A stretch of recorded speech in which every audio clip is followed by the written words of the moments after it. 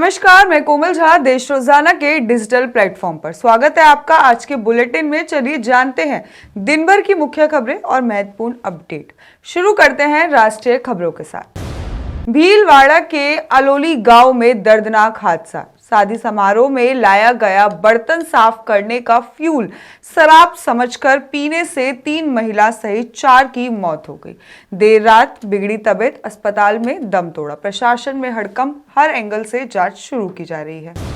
Delhi NCR वालों के लिए बड़ी खुशखबरी। इंडिगो के पेरेंट कंपनी इंटरग्लोब और लाचार एविएशन ने मिलकर शुरू किया है electric midnight air taxi. Noida से गुरुग्राम का जो सफर 2.5 घंटे का ट्रैफिक भरा सफर होता था, अब सिर्फ 30 मिनट में पूरा होगा। किराया 2000 से 3000 रुपए के बीच होने की संभावना है। 2026 तक सेवा शुरू करने की तैयारी की जा रही है। झारखंड के गढ़वा जिले के एक युवक हैदराबाद में फांसी लगाकर आत्महत्या कर ली। घटना में परिवार और गांव समेत मातम छा गए। युवक की शादी अगले महीने ही तय की गई थी। वह काम की तलाश में कुछ दिन पहले ही हैदराबाद गया था। मामले की जानकारी मिलने के बाद हैदराबाद पुलिस और गढ़वा पुलिस दोनों मिलकर ही जांच में जुट गई है। पुलिस यह पता लगाने की कोशिश कर रही है कि युवक ने यह कदम क्यों उठाया। ओडिशा के मयूरभंज में बड़ा हादसा। मुर्गाशाही गांव के पास देव नदी में गिरा ट्रैक्टर। चालक ने खोया नियंत्रण, जिसमें कि 8 लोगों में से 3 की मौत हो गई। 5 घायल अस्पताल में भर्ती हैं। पुलिस जांच में जुटी हुई। हजारीबाग में दिल दहला देने वाली घटना। देर रात गांव में घुसे 5 हाथियों ने घर के गेट को तोड़कर सो रहे 6 लोगों को कुचला। 1 साल की मासूम सहित सभी के मौके पर ही मौत हो गई। इलाके में दहशत, ग्रामीणों में आक्रोश। वन विभाग ने मुआवजा और जांच का आश्वासन दिया। लखनऊ के बंतारा में तेज रफ्तार का कहर। 12वीं के छात्र की कार ने ऑटो को टक्कर मारने के बाद 6 लोगों को और कुचला। 6 साल के बच्चे की इलाज के दौरान मौत हो गई। फेरवल से लौट रहा था आरोपी, महिला मित्र को उतारकर हुआ फरार। पुलिस ने कार बरामद कर तलाश शुरू कर दी है। 15 फरवरी 2026 में रात अधूरे एक्सप्रेसवे पर नहीं लगेगा 25% अतिरिक्त टोल। अब पूरी तरह चालू होने तक सामान्य नेशनल हाईवे दर से ही वसूली की जाएगी। साथ ही सरकार के नियम बदलकर यात्रियों को बड़ी राहत दी है। बीजेपी सांसद निशिकांत दुबे ने राहुल गांधी पर लगाया सत्ता हथियाने के लिए भारत बंटवारे की साजिश चलाने का आरोप। टुकड़े टुकड़े गैंग का सरगना करार फ्रॉड फाउंडेशन और जॉर्ज सोरोस को भी जोड़ा गया। सदस्यता समाप्ति और आजीवन चुनाव प्रतिबंध की मांग। राहुल गांधी ने पलटवार करते हुए कहा कि किसानों और जनता के मुद्दों पर आवाज बुलंद रखना जारी रखूंगा। लोकसभा में शुक्रवार को केंद्रीय मंत्री हरदीप सिंह पुरी के इस्तीफे की मांग को लेकर विपक्षी सदस्यों में हंगामे के कारण प्रश्नकाल नहीं चल सका और इसी के साथ पीठ सीन सभापति संध्या राय के सदन की बैठक दोपहर 12 बजे स्थगित कर दी गई और अब इसे 9 मार्च सुबह 11 बजे तक के लिए टाल दिया गया है। चलिए जानते हैं अब हरियाणा की कुछ खास खबरों के बारे में।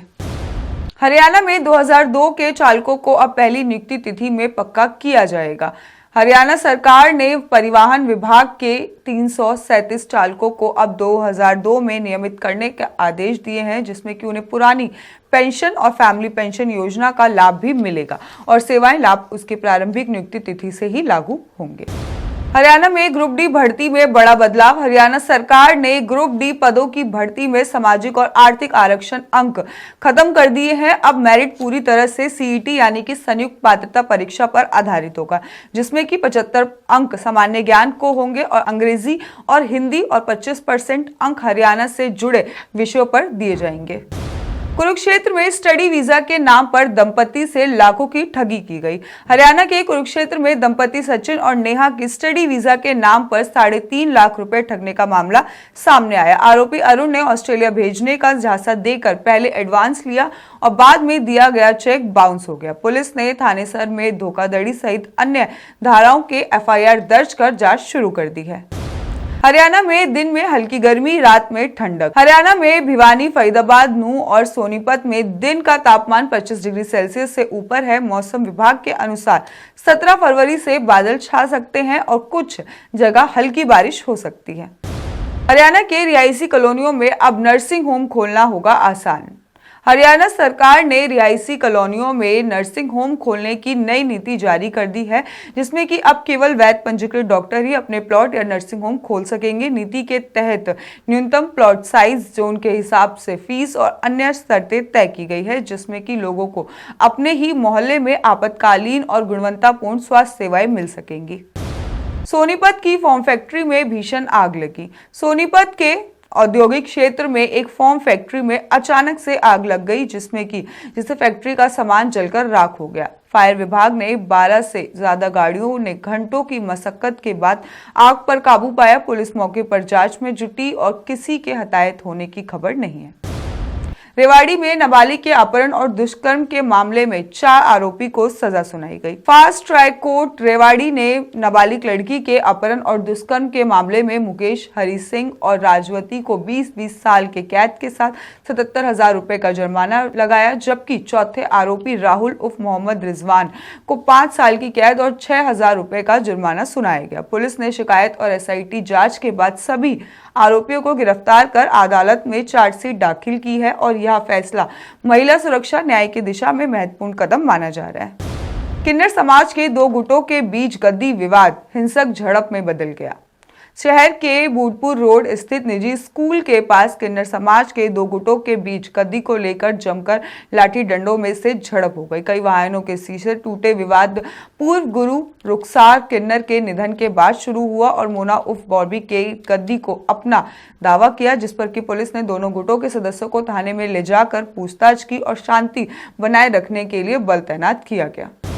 साई ने महेंद्रगढ़ में 15 नए खेल केंद्रों को मंजूरी दी। भारतीय खेल प्राधिकरण यानी कि साई ने महेंद्रगढ़ में taekwondo, wushu, karate, jujitsu, kayaking, shooting, cycling, gymnastic जैसे समेत 15 खेल केंद्र स्थापित करने की योजना बनाई है। प्राथमिकता उन संस्थानों को दी जाएगी जिनके पास आधुनिक प्रशिक्षण सुविधाएं और पर्याप्त मैदान उपलब्ध हो। चलिए अब जानते हैं कुछ अंतर्राष्ट्रीय खबरों के बारे में। 12 फरवरी को हुए 13वें संसदीय चुनाव में बांग्लादेश नेशनलिस्ट पार्टी BNP ने भारी बहुमत से जीत दर्ज की है।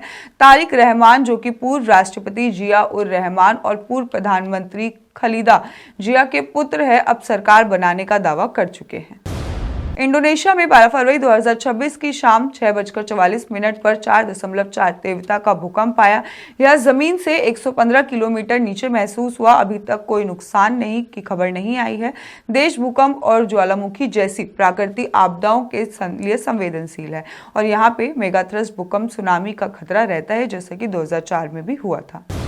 अमेरिका के राष्ट्रपति डोनाल्ड ट्रंप ने ईरान को चेतावनी दी है कि अगर उसने परमाणु समझौते पर सहमति नहीं दी तो उसे बहुत दर्दनाक परिणाम भुगतने पड़ सकते हैं। ट्रंप ने यह बयान इजराइल के प्रधानमंत्री बेंजामिन नेतन्याहू के साथ वाशिंगटन में बैठकर प्रेस कॉन्फ्रेंस में दिया और कहा कि ईरान को अब समझौता करना ही होगा, नहीं तो हालत गंभीर हो जाएंगे। जबकि नेतन्याहू ने भी संकेत दिया है कि ट्रंप की शर्तों के तहत ईरान मान सकता है। भारत के प्रधानमंत्री नरेंद्र मोदी ने बांग्लादेश के संसदीय चुनाव में BNP के जीत पर पार्टी प्रमुख तारिक रहमान को बधाई दी और कहा कि यह जीत बांग्लादेश की जनता द्वारा उनके नेतृत्व में जताए गए विश्वास को दर्शाती है। PM मोदी ने एक्स पर पोस्ट करके लिखा कि भारत लोकतांत्रिक, प्रगतिशील और समावेशी बांग्लादेश के साथ हमेशा खड़ा रहेगा। आज के लिए इतना ही। बाकी के अपडेट्स के लिए देखते रहिए देश रोजाना। धन्यवाद। सब्सक्राइब करें देश रोजाना के YouTube चैनल को और नई वीडियो की नोटिफिकेशन पाने के लिए बेल आइकन जरूर दबाएं। अगर आप ये वीडियो Facebook या Instagram पर देख रहे हैं तो पेज को लाइक और फॉलो जरूर करें और ज्यादा से ज्यादा शेयर करें।